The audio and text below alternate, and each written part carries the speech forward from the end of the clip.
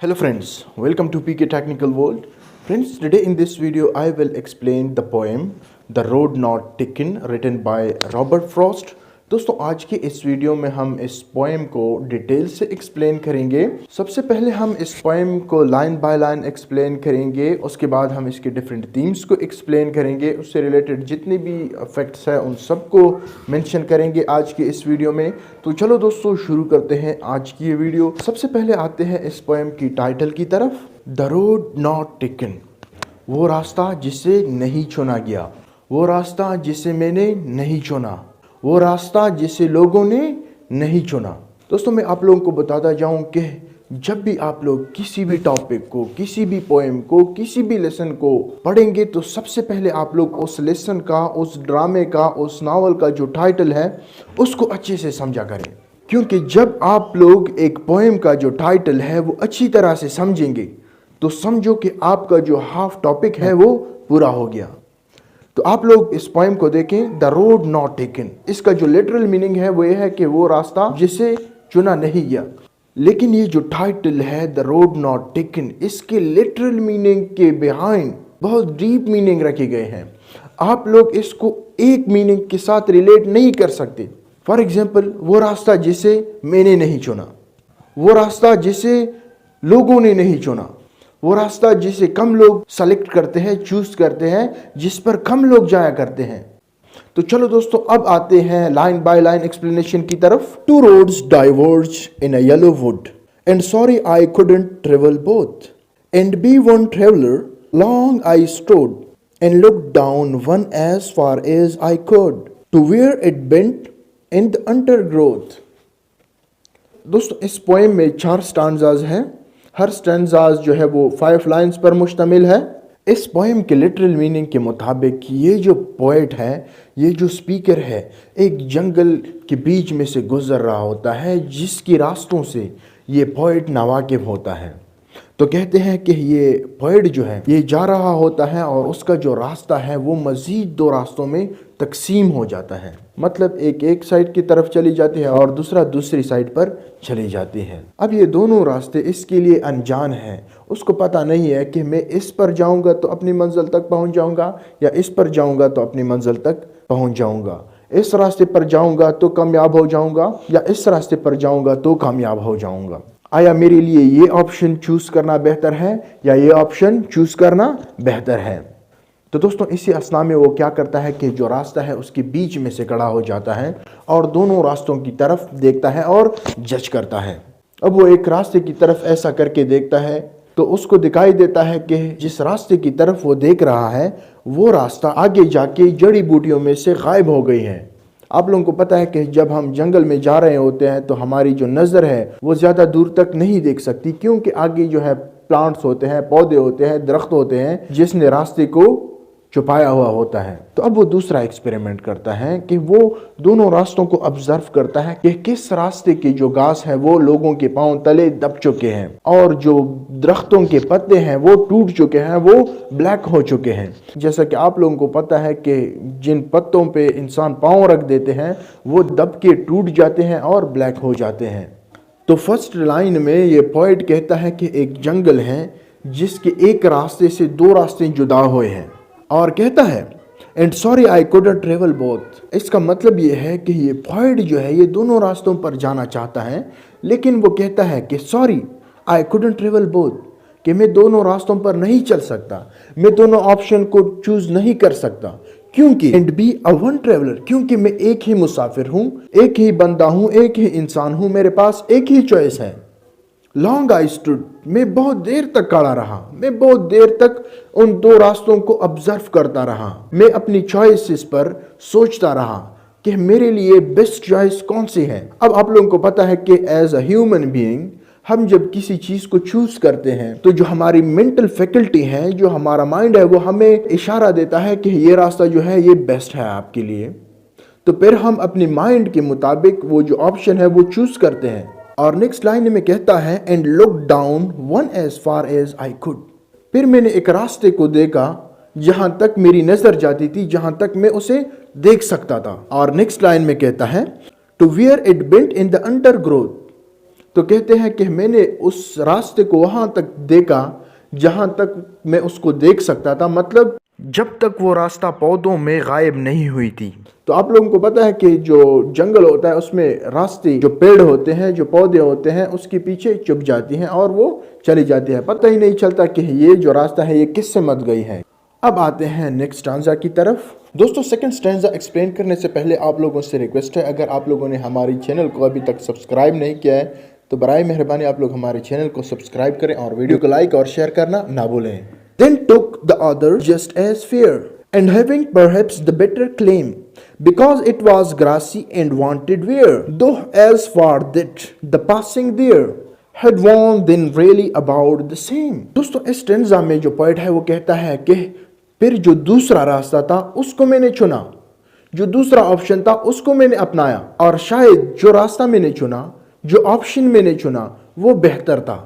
Because it was grassy and wanted wear، کہتا ہے کہ جو دوسرا راستہ میں نے چنا اس کی جو گھاس تھی وہ ویسے ہی کڑے تھے، اس پر زیادہ لوگوں نے قدم نہیں رکھے تھے، وہ ٹوٹ نہیں گئے تھے، تو اس لیے اس راستے کو میں نے چنا جس راستے پہ کم لوگ گئے تھے۔ اب آتے ہیں نیکسٹ لائن کی طرف۔ Though as far that the passing there had worn them really about the same۔ دوستوں اوپر سٹانزاز میں ہم نے پڑھا کہ یہ جو سپیکر ہے سب سے پہلے اس نے جو 2 روڈز تھے اس کو اچھی طرح سے جج کیا، پھر اس نے فرسٹ روڈ کو چھوڑا اور دوسرے پر چل پڑا، تو جاتے جاتے راستے میں اس کو محسوس ہوا کہ یار یہ تو دونوں راستے سیم ہیں، ان دونوں میں تو کوئی بھی ڈیفرنس نہیں ہے، کیونکہ کسی بھی راستے کی جو گھاس ہے، جو پتے ہیں، اس کو کسی نے اپنے پیروں کے تلے نہیں روندا ہے، کوئی بھی اس راستے پہ نہیں گیا ہے۔ اٹ مینز دیٹ کہ اس نے جو اپنی طرف سے اندازہ لگایا تھا کہ یہ جو دوسرا راستہ ہے وہ بہتر ہے۔ آپ لوگ سٹینزا 2 کا لائن سیکنڈ دیکھیں، and having perhaps the better claim, تو اس لائن میں یہ بندہ کہتا ہے کہ جو راستہ میں نے چنا شاید یہی بہترین ہے میرے لیے۔ اور اب سیکنڈ سٹانزا کے لاسٹ میں کیا کہتے ہیں کہ یہ دونوں جو راستے ہیں یہ سیم ہیں، ان دونوں میں کوئی ڈیفرنس نہیں ہے۔ اب آتے ہیں تھرڈ سٹانزا کی طرف۔ And both that morning equally lay in leaves no step had trodden black, Oh, I kept the first for another day, with knowing how way leads on to way, I doubted if I should never come back۔ Stanza number 3 کے first line میں poet کہتا ہے کہ جو دونوں راستے ہیں ان دونوں راستوں پر صبح ایکولی سورج کی کرنیں پڑتی ہیں۔ It means that کہ جو دونوں راستے ہیں وہ سیم ہیں، ان میں کوئی ڈیفرنس نہیں ہے۔ In leaves no step had trodden black، اس راستے میں جو درختوں کے پتے پڑے ہوئے تھے ان کو بھی کسی نے اپنے پیروں تلے روندا نہیں تھا۔ It means that کہ اس راستے پر بھی کوئی نہیں گیا تھا۔ Oh, I kept the first for another day۔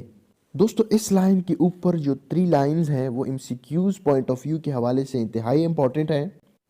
تو ان 3 لائن سے ہمیں یہ پتا چلتا ہے کہ یہ جو دونوں راستے تھے ان میں کوئی ڈیفرنس نہیں تھا، دونوں راستے سیم تھے، لیکن پوئٹ کے اندازے کے مطابق جس راستے کو اس نے چنا وہ لیس ٹریول تھا، مطلب کم لوگ اس پر چلے تھے، لیکن حقیقت میں دونوں راستے سیم تھے۔ اگر پیپر میں آپ لوگوں کے لیے اس سے ریلیٹڈ کوئی کویسچن آیا تو آپ لوگ اس کو انتہائی سوچ سمجھ کے ساتھ سالو کریں۔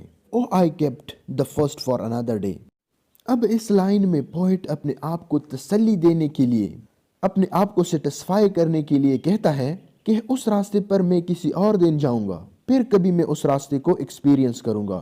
With knowing how way leads on to way، اب وہ اپنے آپ کو تو تسلی دے رہا ہے کہ میں کسی اور دن اس روٹ کو ایکسپیرینس کروں گا، اس روٹ پر چلا جاؤں گا، لیکن اس کو یہ پتہ نہیں ہے کہ جس راستے پہ میں جا رہا ہوں وہ آگے جا کے مزید تقسیم ہوگی، مزید روٹ اس سے نکلیں گے۔ نیکسٹ لائن میں کہتا ہے I doubted if I should ever come back۔ اب اس لائن میں شاعر کہتا ہے کہ مجھے شک ہے کہ آیا کبھی لائف میں اس راستے کو ایکسپیرینس کر پاؤں گا جس راستے کو میں نے چھوڑا۔ It means that جو پوئٹ ہے اس کو یقین ہو گیا ہے کہ لائف میں کبھی بھی میں اس راستے پر نہیں آ پاؤں گا جس کو آج میں نے کل کے دن پر چھوڑ دیا۔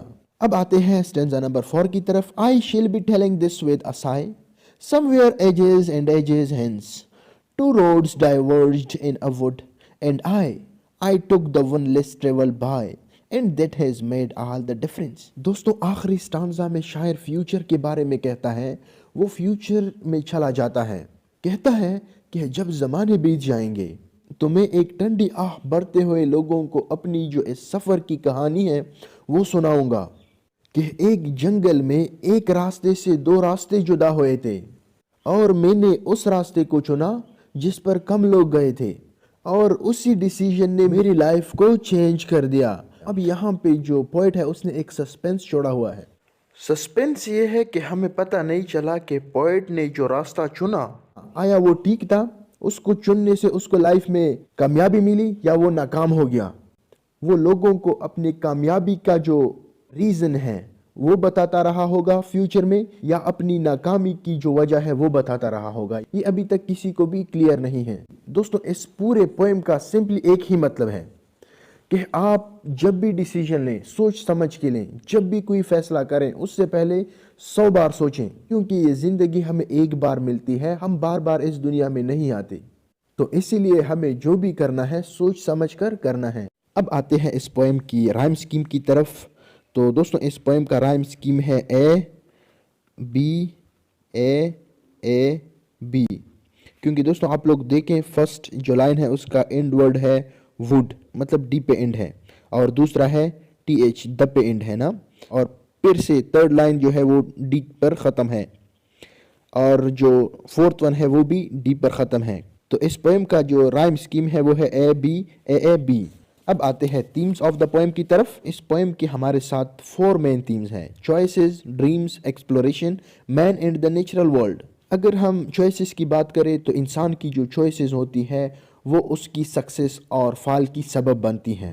آپ کی چوائس ہے کہ آپ اچھے لوگوں کے ساتھ گھومنا چاہیں یا برے لوگوں کے ساتھ گھومنا چاہیں، آپ سٹڈی کریں یا پورا دن ٹک ٹاک پر گزاریں، پب جی پر گزاریں، آپ کی چوائس ہے۔ آپ بایولوجی لے لیں، آپ کمپیوٹر سائنس لے لیں، آپ انگلش لے لیں، لیکن اگر آپ نے ایک چیز کو ایک مرتبہ چوز کر لیا تو پھر کبھی بھی آپ اس چیز کو ریپیٹ نہیں کر سکتے، کیونکہ انسان کے پاس لائف میں بہت سے چوائسز ہوتے ہیں، لیکن ایٹ اے ٹائم ایک بندہ ایک ہی چوائس کو چوز کر سکتا ہے۔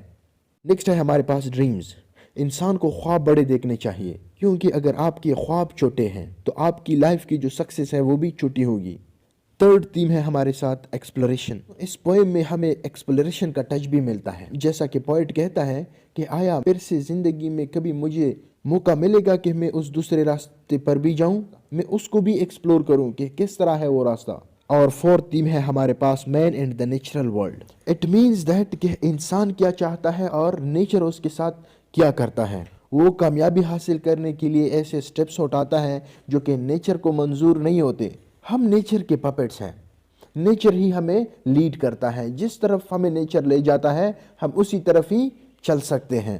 جیسا کہ لاسٹ آنزا میں پوئٹ کہتا ہے کہ میں فیوچر میں بڑھتے ہوئے لوگوں کو اپنی سفر کی کہانی سناؤں گا۔ اب اس نے فیوچر تو نہیں دیکھا ہے کہ یہ جو راستہ میں چن رہا ہوں یہ مجھے کامیابی کی طرف لے جائے گی یا ناکامی کی طرف لے جائے گی۔ دوستو اب اس پوئم سے ریلیٹڈ کچھ فیکٹس میں آپ لوگوں کے ساتھ شیئر کرنا چاہتا ہوں۔ اس پوئم کو رابرٹ فراسٹ نے اپنی ایک فرینڈ کے لیے لکھا تھا جس کا نام تھامس تھا، جو کہ فرسٹ ورلڈ وار میں لڑ رہا تھا۔ جب یہ پوئم اس کو ایک لیٹر کی فارم میں ملا تو اس نے اس پوئم کو بہت سیریس لے لیا۔ اس نے سوچا کہ یہ جو پوئم ہے اس میں رابرٹ فراسٹ نے میری چوائسز پہ طنز کی ہوئی ہے، لیکن دوستوں اب تک معلوم نہیں ہے کہ یہ جو پوئم ہے ایز اے سٹائر رابرٹ فراسٹ نے لکھا تھا یا کسی اور مقصد کے لیے اپنے فرینڈ کو لکھا تھا۔ تو دوستوں یہ تھا دا روڈ ناٹ ٹیکن۔ امید ہے آپ لوگوں کو اس کی سمجھ آ گئی ہوگی۔ دوستوں اگر آپ لوگوں کو اس پوئم میں کوئی بھی پرابلم ہے آپ لوگ کمنٹ باکس میں منشن کریں، اگر نہ ہو تو آپ لوگ مجھ سے واٹس ایپ پر بھی رابطہ کر سکتے ہیں۔ Thank you very much.